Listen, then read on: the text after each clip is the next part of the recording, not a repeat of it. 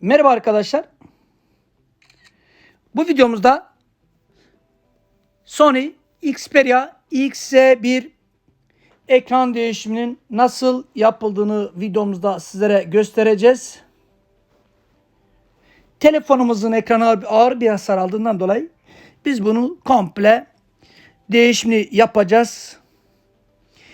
Türkiye'nin en uygun fiyata ekran değişen firmamız. Ücretsiz kargoyla bütün şeylerde bize gönderim sağlayabilirsiniz. İstanbul içinde oturanlar ise arkadaşlar metrobüs Marmara'yla çok kolay bir şekilde bize ulaşım sağlayabilir.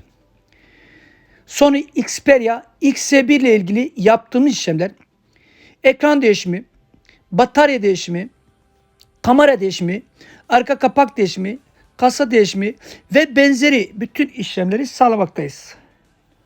Şu anda gördüğünüz gibi telefonumuzun ekranını söküyoruz. Gördüğünüz gibi arkadaşlar.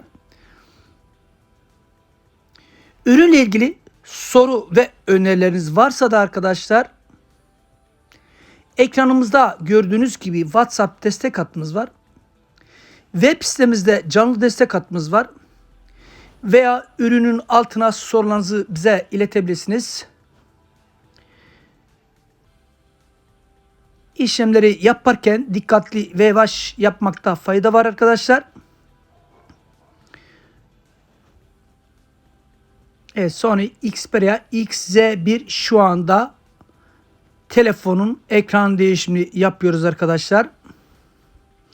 Sessiz bir şekilde işlemlerimize devam edeceğiz.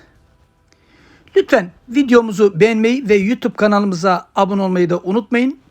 Şimdilik sizlere iyi seyirler diliyoruz.